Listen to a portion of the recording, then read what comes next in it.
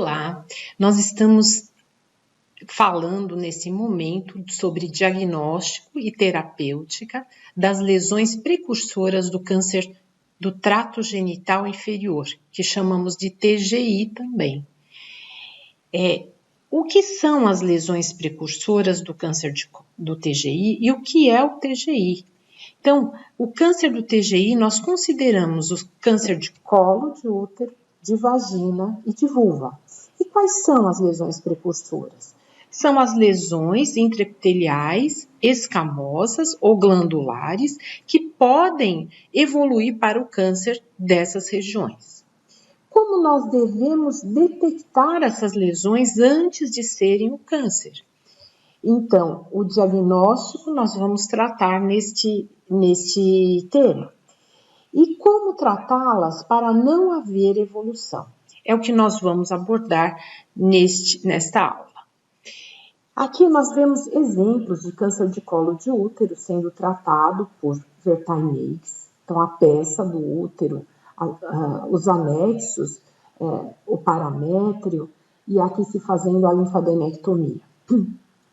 O câncer de vagina e o câncer de vulva, aqui demonstrando uma vulvectomia, retirando a vulva para ser enviada para anatomopatológico.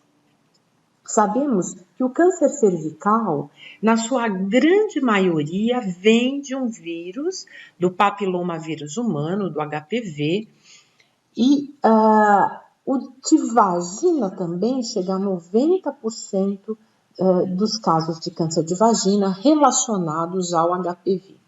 Agora, o câncer de vulva, desses 3 cânceres que nós vamos tratar nesse capítulo e na parte 2 desse tema, apenas 30 a 35% dos casos é que realmente vem do HPV. Nos outros casos, vem de doenças crônicas da vulva. A história natural do câncer de colo de útero começa a ser estudada em 1969 por esses 2 autores que falavam que o NIC1 demoraria 7 anos para virar NIC3 e esse realmente seria a lesão precursora do câncer de colo de útero. O NIC1, só relembrando, a neoplasia intraepitelial cervical de grau 1, que atinge 1/3 do epitélio, 1/3 basal do epitélio, e o NIC3 atingindo observando-se a reorganização de todo o epitélio. E a evolução para o câncer invasor em 10 anos. Então, como se faz o diagnóstico das lesões precursoras? Nós temos 3 recursos diagnósticos principais. O primeiro, a citologia. Segundo, a colposcopia e os testes DNA-HPV. Logicamente, a colposcopia depois deriva num outro exame, que é a biópsia, ou a retirada de material para estudo histopatológico. Vamos começar pensando na citologia. A citologia começou com esse homem, o George Papanicolaou, um grego radicado nos Estados Unidos, que começa a estudar as cobaias e começa a observar que existem lesões, células alteradas antes de ser o câncer de colo de útero. Por outro lado, este homem, antes do Papanicolaou, inclusive, o Hans Heinzelmann, ele pensava de uma maneira mais visual. Ele idealizou o primeiro colposcópio e ele imaginava encontrar um câncer pequeno, um câncer que pudesse ser passível de tratamento. Esse outro homem, ele idealizou, ele descobriu e recebeu o Prêmio Nobel em 2008, descobriu a causa do câncer de colo de útero. E a causa é o HPV. E o HPV é oncogênico. A partir dos estudos dele, começou-se a pesquisar mais sobre testes HPV e sobre vacinas que, feitas com HPV de alto risco, vão prevenir as lesões precursoras do câncer cervical. Quais são os testes HPV? Os testes HPV DNA são hibridização in situ, pouco usado na atualidade, o PCR, que tem vários tipos de PCR hoje utilizados, e a captura híbrida. O PCR, nós utilizamos um primer conhecido para entender se o material daquela paciente é compatível com o grupo de alto risco oncogênico. Esse teste tem a vantagem de nos dar também a genotipagem. Por outro lado, a captura híbrida é uma reação de quimioluminescência e nós vamos entender se aquele material provindo da paciente está relacionado a HPV de alto risco ou de baixo risco. A indicação da captura híbrida é a mesma do PCR, mas são métodos diferentes e quando se faz a captura híbrida, se prefere hoje fazer apenas para os HPVs de alto risco, que são realmente os HPVs que têm importância.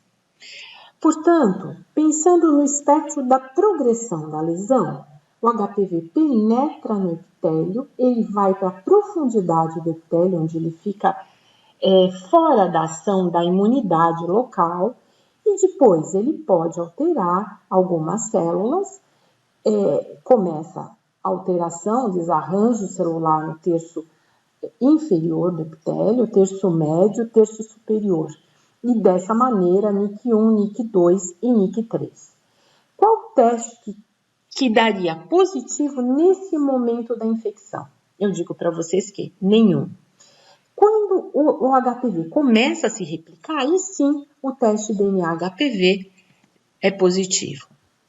Depois que ele começou a replicar e começou a alterar as células, o HPV, o gene E6, E7, o RNA mensageiro começa a se positivar.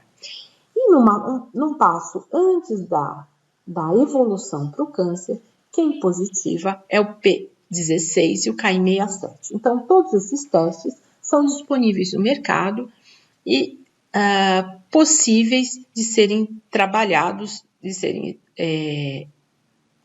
colocados em prática para a nossa paciente. Qual é a indicação real do teste HPV? O teste HPV, ele é utilizado para rastreamento do câncer, especialmente em mulheres acima de 30 anos, em pacientes com ASC-IANS e AGC, que são resultados citológicos, e no controle pós-tratamento de lesão de alto grau. Portanto, a evolução hoje se baseia um pouco naquela evolução que se falava em Richard, mas se começa antes, se começa no HPV, não no NIC1. O HPV penetra no epitélio, o HPV vai fazer pequenas anormalidades celulares e, nesse caso, pode ter clearance e eliminar o HPV, voltando o colo a ser normal. Ou pode progredir para lesões precursoras, que também podem regredir para o colo normal. Ou ainda evoluir para o câncer cervical. A citologia é o exame de rastreio no nosso país preconizado pelo Ministério da Saúde para mulheres de entre 25 a 64 anos, uma vez por ano e após 2 anos de exames consecutivos negativos, se passa a fazer o exame a cada 3 anos. A citologia deve ser feita com um certo preparo. A mulher não deve estar nem menstruada, nem ter tido relação de 48 a 72 horas, nem feito ducha vaginal. A lâmina deve ser bem identificada. A colheita deve ser diecto e endocévice, em alguns casos fazemos também de paredes vaginais. E a informação para o citologista é muito importante, como a idade, a data da última menstruação, o uso do DIU, o tempo de menopausa, o uso de terapia hormonal, a realização de quimio-radioterapia. Após a colheita, é fixado e enviado para o laboratório de citopatologia, que nos vai dar os laudos citopatológicos. Essa é uma exemplificação da introdução do espéculo, exposição do colo do útero, a rotação da espátula de alho, se colhendo material da ectocervice, e a rotação da escova endocervical, o citobrush, colhendo material endocervical. Se coloca o material nas lâminas e fixa com Carbovax ou álcool absoluto em frasco e envio para o laboratório. Existem duas classificações, uma mais antiga, de Jorge Papanicolaou, e a mais recente, de Bethesda. A terminologia de Bethesda é mais descritiva, mas é importante termos a correlação para entendermos o significado dessas classificações e o resultado que possamos receber das nossas pacientes. Então, classe 1 de Papanicolaou, em Bethesda nós chamamos de ausência de alterações. Classe 2 de reativa reparativa. Classe 3A, que era o de displasia leve, o NIC1, hoje nós chamamos de Low-Seal, lesão intraepitelial escamosa de baixo grau. E a displasia moderada, grave, ICA in situ, nós chamamos de High-Seal, lesão intraepitelial escamosa de alto grau. Além desses termos, é incluído em Bethesda também o termo ASC, do inglês, sobre células escamosas atípicas, que podem ser de significado indeterminado, então se colocaria esse US, ou quando não se pode afastar o High-Seal, então tem esse H, então seria ASC-US e ASC-RAR. Essa é uma tabela que mostra a correlação entre as classificações já existentes. A de Jorge Papanicolaou, que em números é muito fácil, porque em números 1, 2, 3, 4, 5 começa a alterar a partir de 3. A da OMS, que se fala em displasia, de Richard, que se fala em neoplasia intraepitelial, e a de Bethesda, que se fala em Low-Seal e High-Seal, e se fala nas atipias de significado indeterminado, sejam elas escamosas, glandulares ou de origem indefinida. Então, essa correlação das classificações, e se virmos, por exemplo, um NIC1, devemos entender que se trata de um Low-Seal, ou de uma displasia leve, ou de um 3A de Papanicolaou, é tudo a mesma coisa. Qual a conduta quando a citologia está alterada? O Ministério da Saúde, em 2016, preconiza a colposcopia nos resultados citopatológicos de ASC-High, de células glandulares de significado indeterminado, ou aquelas que são células atípicas de origem indefinida, e mesmo se a citologia é uma lesão de alto grau, ou não se pode afastar a invasão, ou é um carcinoma escamoso, ou um adenocarcinoma, em todos esses casos nós fazemos colposcopia, porque essas seriam as lesões realmente precursoras do câncer de colo de útero.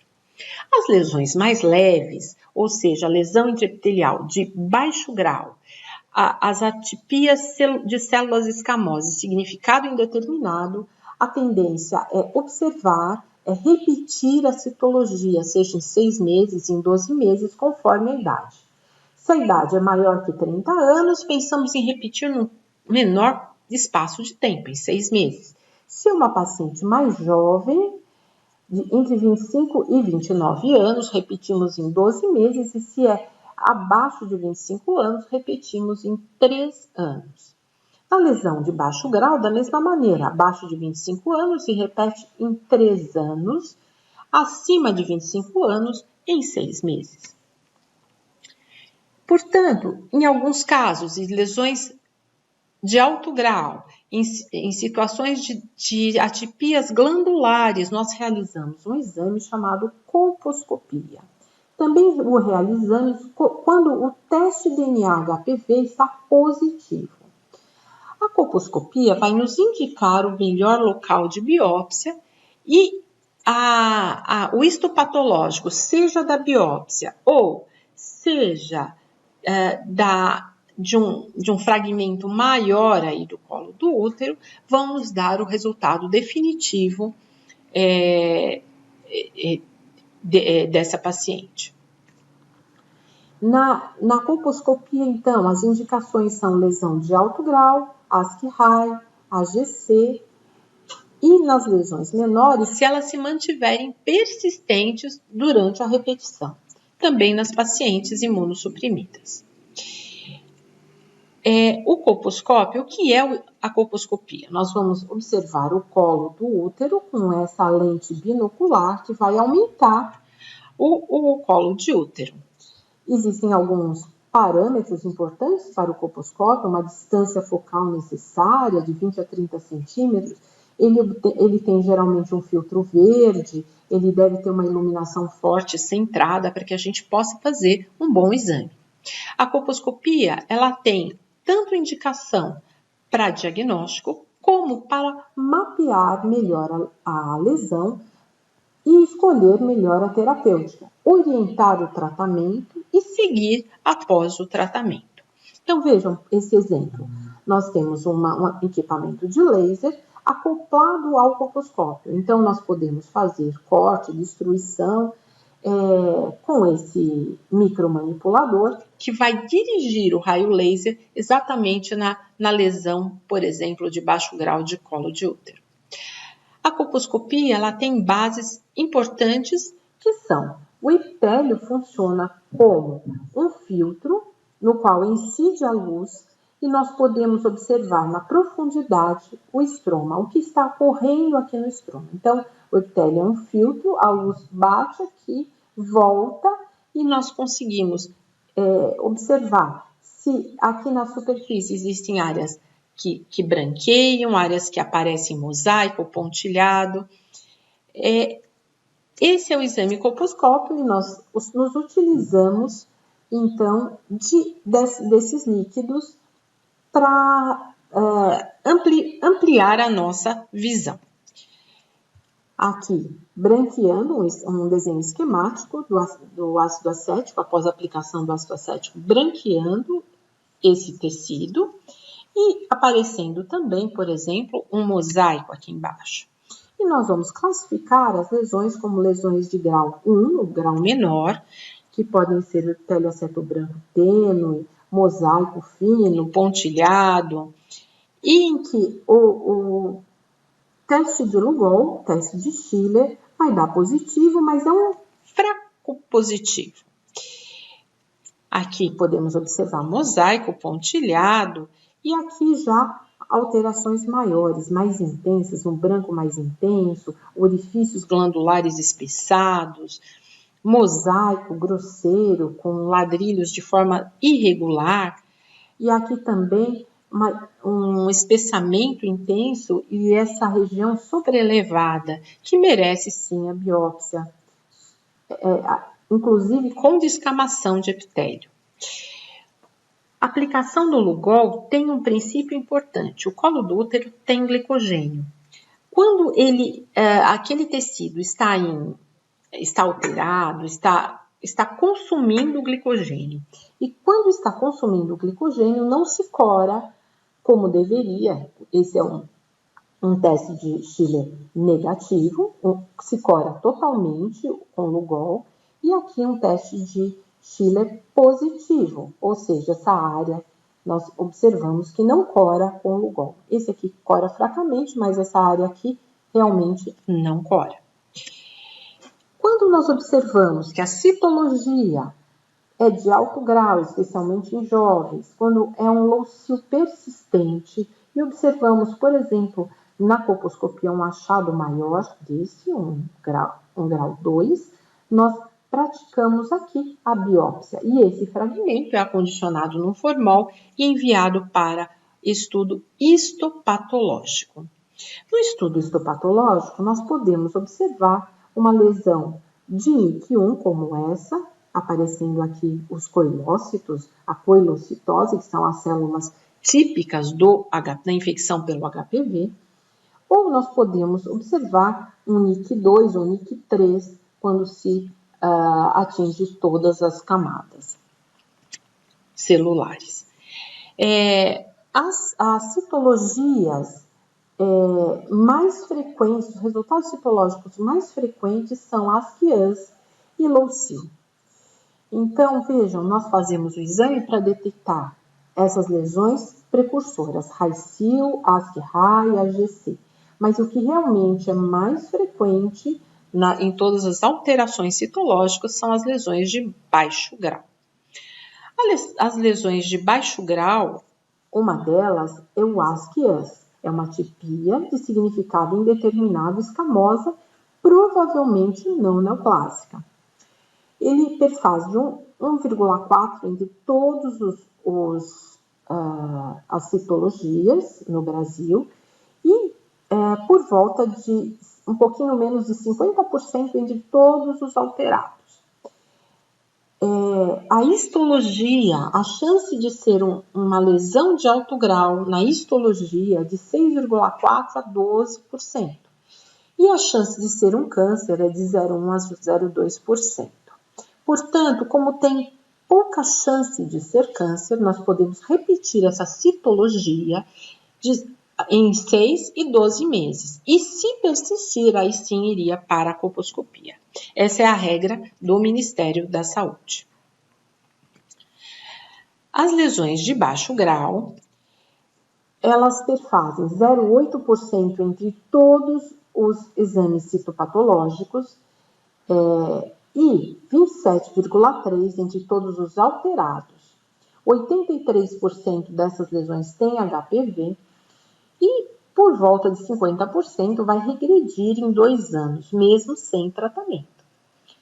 A chance de ser um câncer é de 0,1% a 0,25% e a conduta é repetir em 6 meses e se persistir essa lesão de baixo grau, nós faríamos então a colposcopia.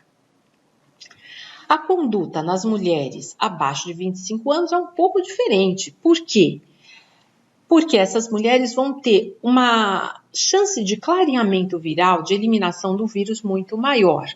Portanto, a regressão em 24 meses chega a 60%, em 36 meses 90%. Por isso, a conduta para essas mulheres, pelo Ministério da Saúde, é a citologia trienal.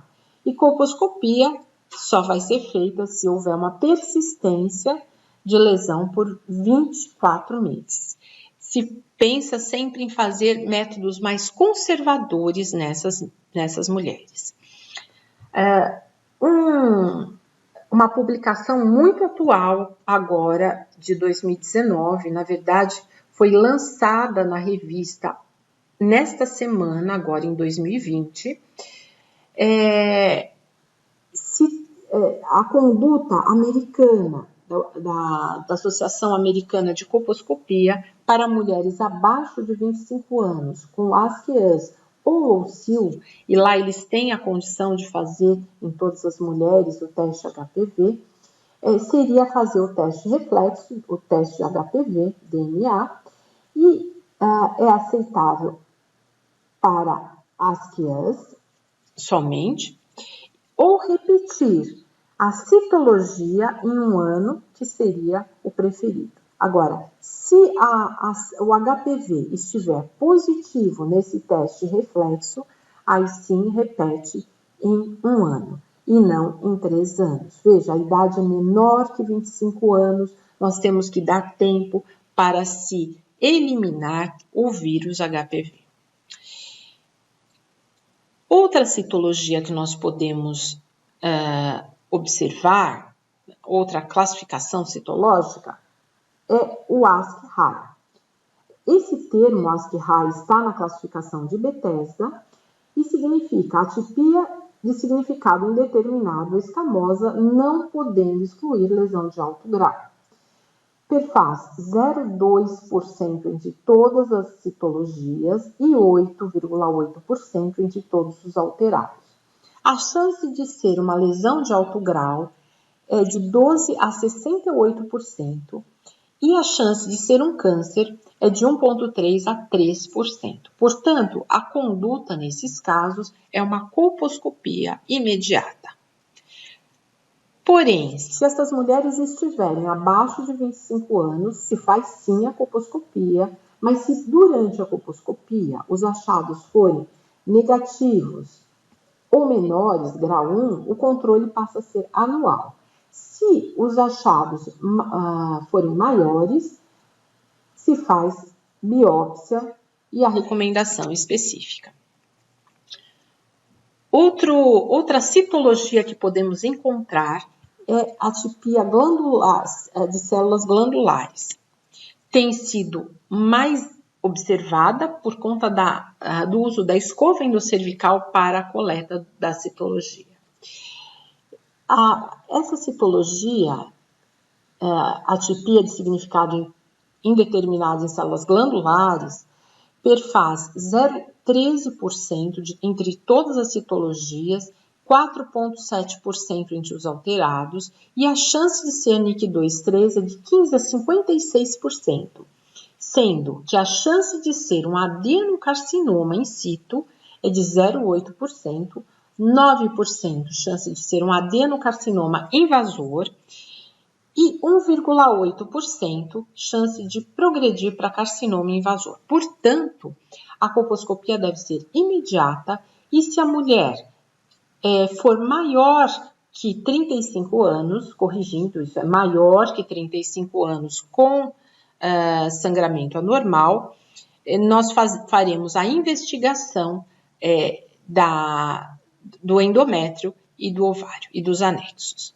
Se as mulheres estiverem abaixo de 25 anos, a conduta é colposcopia e vai ser exatamente igual à conduta acima de 25 anos, porque é uma citologia que merece a nossa atenção. A GC e a ASCII-RAI são citologias que merecem sim a nossa atenção. Nessa publicação que foi lançada essa semana, agora de abril de 2020, nós observamos que a partir de uma citologia inicial pela conduta americana de AGC, não se observando na colposcopia lesões de alto grau ou câncer, se vai fazer coteste, ou seja, teste HPV mais a citologia em 1 e 2 anos. Porém, se detectarmos na colposcopia uma lesão escamosa de alto grau, mas não lesão glandular, se vai fazer a conduta para lesões de alto grau. E se o AGC favorecer neoplasia ou adenocarcinoma in situ, a colposcopia com biópsia mostrar que não existe o adenocarcinoma ou câncer, mesmo assim vai para diagnóstico excisional. Outro resultado citológico que podemos receber é um RAI-SIL, que é uma lesão intraepitelial escamosa de alto grau. Ele perfaz 0,26% entre todas as citologias, 9,1% entre os alterados e tem uma chance de evoluir para invasor de 1 a 2%. E a chance de ter um NIC2,3, uma neoplasia intraepitelial de alto grau, que ainda é uma lesão precursora, mas é um passo para o câncer, de 70 a 75%. A chance de progredir para carcinoma invasor é de 1 a 4%. Portanto, a conduta é colposcopia imediata. Se na colposcopia nós encontramos achados maiores ou grau 2, nós vamos pensar qual é a nossa paciente. Se essa paciente tem mais de 25 anos, nós podemos pular a etapa da biópsia e já fazer a excisão de zona de transformação. Esse método é chamado ver e tratar. E se a nossa paciente estiver abaixo de 25 anos, é obrigatório se fazer a biópsia porque a EZT pode trazer um prejuízo obstétrico para o futuro desta mulher. Se nós formos fazer a EZT pode ser do tipo 1, do tipo 2 e do tipo 3, conforme a profundidade dessa excisão e conforme a indicação da onde está a junção escamocolunar. Junção escamocolunar é a junção entre o epitélio glandular e o epitélio escamoso. Por exemplo, essa está totalmente ectocervical e nós chamamos de tipo 1. Essa está endocervical, mas nós vemos o limite, chamamos de tipo 2. E essa está endocervical e não vemos mais o limite entre o tecido escamoso e glandular. Então, tipo 3, e as decisões são baseadas nessa colposcopia. Assim, nesse caso, nós faremos uma EZT tipo 1, essa nós aprofundaremos um pouco mais a excisão e essa um pouquinho mais ainda no tipo 3. Então, essa retirada de uma porção do colo do útero, em que nós chamamos de cirurgia de alta frequência, DZT por cirurgia de alta frequência, ou no inglês, o large loop, ou ainda uma EZT por alça. Aqui também realizando a excisão de zona de transformação. Aqui nós observamos que isso é muito importante para mulheres com prole ainda indefinida, adequar o tamanho da excisão que vou fazer à idade, ao tipo de lesão e à junção escamocolunar. Também nessa última regra americana, tem sido falado que o NIC2 em mulheres abaixo de 25 anos, se for especificado que é NIC2 mesmo, não é NIC3, porque o NIC2 e NIC3 na citologia atual é unido na lesão de alto grau, o RAICIL, mas se dentro desse RAICIL o citologista ou histopatologista na biópsia tem certeza que é um NIC2, nós podemos fazer a colposcopia e citologia, somente o acompanhamento dessas mulheres em 6 e 12 meses. E poderíamos fazer também a colposcopia e o teste HPV acima de 25 anos. Agora, se não se souber se é um NIC2 ou um NIC3, é melhor realizar um diagnóstico excisional, fazendo a excisão da zona de transformação. Fica uma pergunta, o HPV tem cura? Existe eliminação do HPV? Esse estudo já antigo, ele já tem mostrado que 30% tem a eliminação desse HPV em 1 a 6 meses. Por volta de 70% eliminam o HPV em 6 a 12 meses.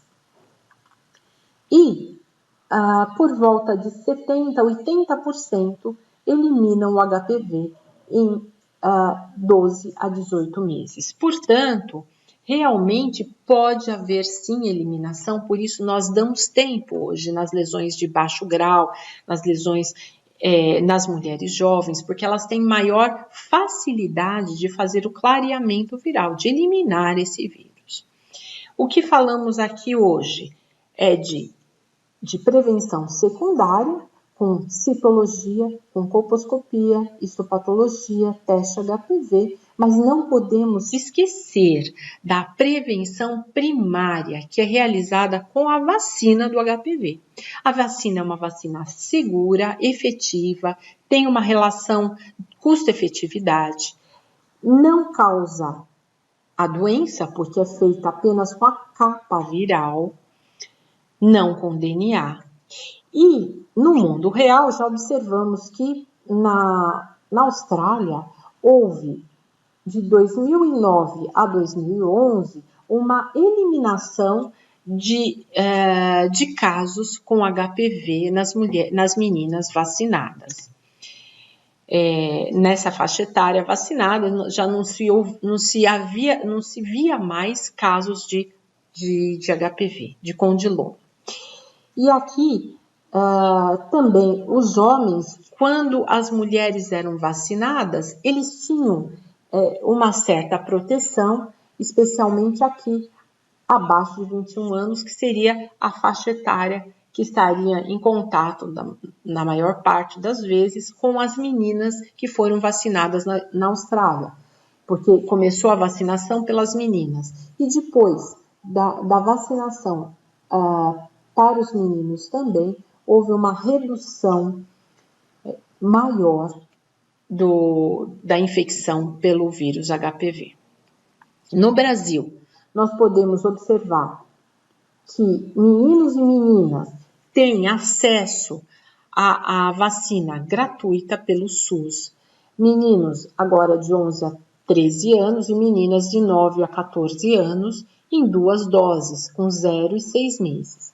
Porém, outras situações de imunossupressão, por exemplo, HIV, AIDS, transplantados, pacientes oncológicos de 9 a 26 anos podem e devem utilizar a vacina em 3 doses e existe gratuitamente nas unidades básicas de saúde. Acima dessa idade de 26 anos, as mulheres podem, e os homens também, podem utilizar a vacina, mas tem que ser na rede privada. Portanto, para levar para casa, se uma citologia que você receber tiver um resultado ASC-US, nós vamos pensar em repetir esse exame em 6 meses. E nas mulheres que são menopausadas, fazer uma reposição estrogênica antes da repetição do exame. O ASC-High, a colposcopia é imediata. O AGC é colposcopia imediata. Pesquisar endométrio e ovário em mulheres acima de 35 anos. Lesões de baixo grau. A conduta preferida é a repetição citológica, a conduta expectante. Mas em alguns casos de persistência ou de dificuldade de segmento, nós poderíamos fazer destrutiva ou excisional. Lesões de alto grau. Lesões de alto grau, colposcopia e biópsia acima de 25 anos e colposcopia e direto, excisão de zona de transformação acima de 25 anos. Essas duas condutas podem ser utilizadas, mas a preferência pelo Ministério da Saúde é dessa para que não haja perda de segmento. Para mulheres abaixo dessa idade e nas adolescentes, sempre a conduta é colposcopia e controle citológico e colposcópico. A biópsia somente na suspeita de invasão. Se vier na biópsia uma lesão de alto grau histológico, um NIC2, NIC3, a ideia é sempre se observar ou destruir, por exemplo, com laser. Portanto, a prevenção pode ser feita de forma primária, que seria a utilização das vacinas quadri e bivalente, o uso do preservativo e a forma de prevenção secundária seria o exame de citologia, também o teste HPV. Essa é a forma de prevenir, são as armas terapêuticas que nós temos para realizar a prevenção do câncer de colo de útero, para que a gente não veja mais essa circunstância no nosso país, que é tão comum, chegar a 5.000 mortes por ano por câncer de colo de útero, e queremos fazer, então, uma nova história com essas armas terapêuticas, observando esse tipo de colo nas mulheres que atendemos. Muito obrigada.